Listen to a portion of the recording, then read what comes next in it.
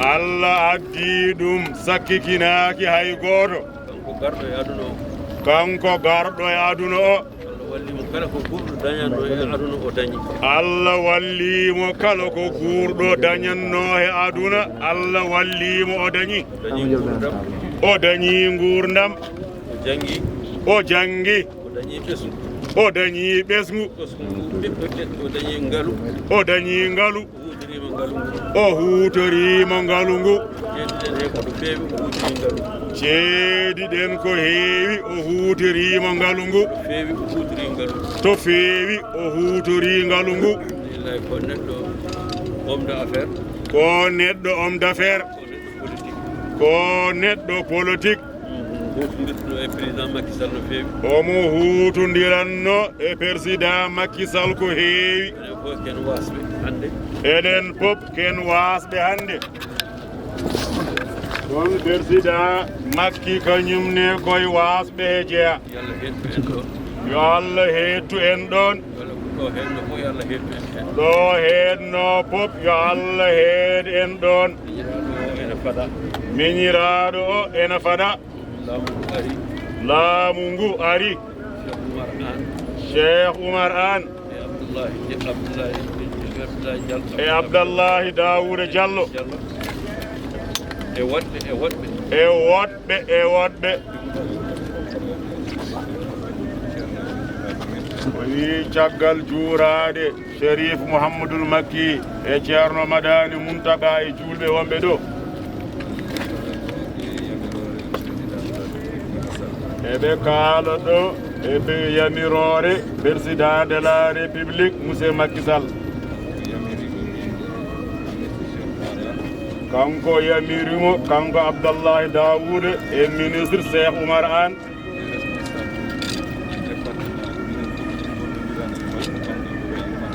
e responsable uji département o kamɓe pop eɓe gollodiranno he makko ɓe ngara ɓe lomtomo ɗo kanko président de la république nde habaru o yani nde o neldu président message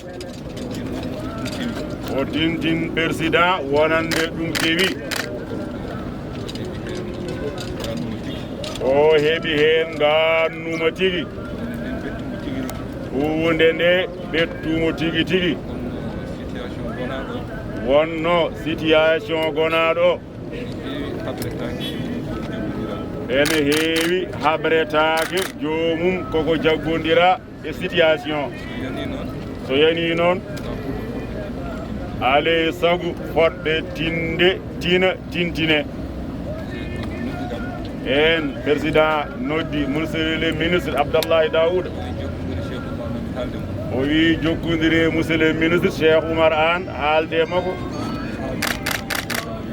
kanko président kadi o wi mawo haalde monsieur Cheikh Oumar Anne ƴeewon lomto ɗon président de la république ga e Janays o caggal ɗum ɓe jokkodiri ɓe ngari ɗo henna no ceerno Madani Muntaka haaldi ni e 12 musidɗo o Abdoulaye Elimane noon enɗam makko eno ɗo haqqan ko gonga kanko kaalo o wi ko kaw makko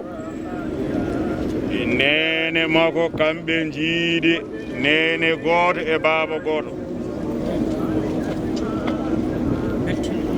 kon kanko Abdoulaye Elimane ko ɓiɗɗo ɓuɓnuɗo ɓernde o meeɗa wadde goote maɓɓe ko weñi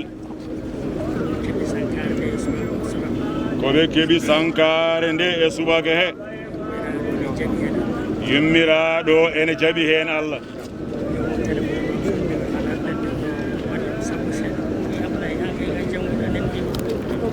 o wi koko gasi o wimo mayram jab Allah seeɗa o yaala koko gasi te kadi mbeɗe jaaɓi Allah kadi mbeɗe heeni ɗon Allah o wi nelaɗo sallllahu alayhi wa sallam yeehi nene e baaba jeehi bammaɓe yeehi gaynuɗo pop yahat Abdallahi gayni ɗo Allah hanni gueɗe makko omo yetta ceerno Madana omo yetta julɓe ɓe omo yaafnoɓe